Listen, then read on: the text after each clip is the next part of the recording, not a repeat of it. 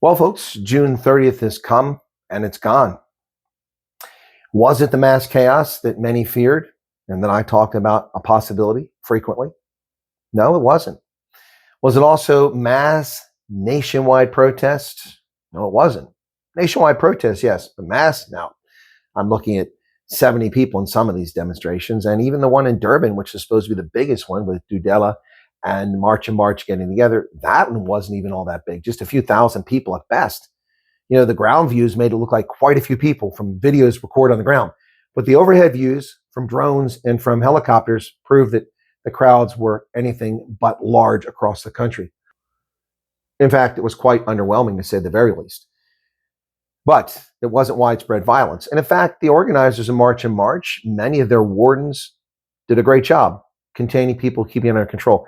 But not everything was smooth. And the reason it was so successful wasn't because of the mass mobilization of police and $600 million. It was 230,000 civilian security officers, including 13,000 community policing force members who were out there around the country. The helicopters they provided. I mean, the government can't put that many helicopters in the air. There are like 30 helicopters flying in Gauteng alone. They don't even have that many helicopters, to my knowledge. This was the private sector stepping forward and defending South Africa. So, nothing burger? Yes and no. There was violence. In Germiston, they went door to door and ripped people out of their homes, demanded papers. They assaulted people. People shot in Hillbrow. The SANDF was deployed there.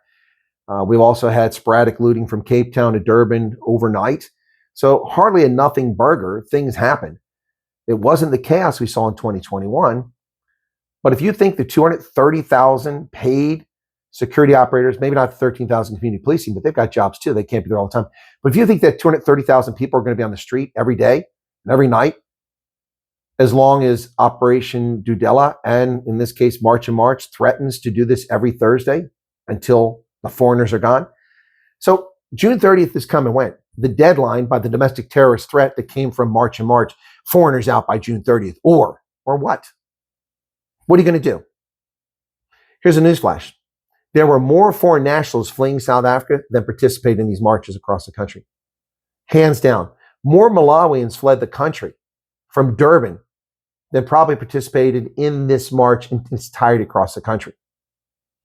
There were clearly more private security people involved in this by a factor of 5 to 10 easily than there were actually protesters marching today.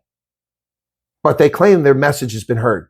When they went to Durban to deliver the message to the mayor, they shouted down the mayor. He couldn't even take the message. So what was the point of going to tell the mayor that this is what you want when you ignore the mayor and you shout him down? This was attention seeking by xenophobic, dangerous people who blame foreign nationals for their own failures. They're the ones who voted for the ANC or MK and EFF. These are the parties that have no solutions. They voted them in office. It's their fault. They're responsible. Yet they're blaming foreign nationals, jobs that should be for South Africans, missing the point that many of these foreign nationals built businesses that hire South Africans because the South Africans lack entrepreneurialism, lack drive, have a piss poor work ethic, and some are just plain outright lazy.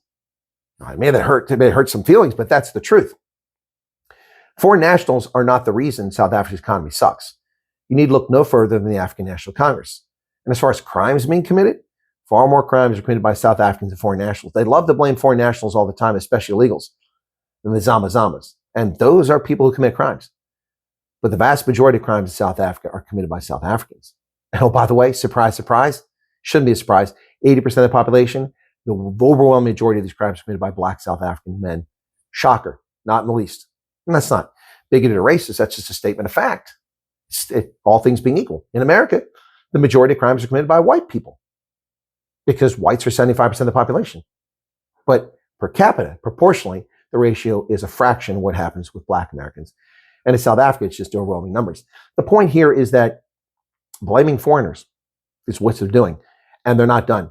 If you think this is over, you're mistaken. South Africans need to remain vigilant and pay attention to what's going on. June 30th was not a simple nothing burger. Violence occurred.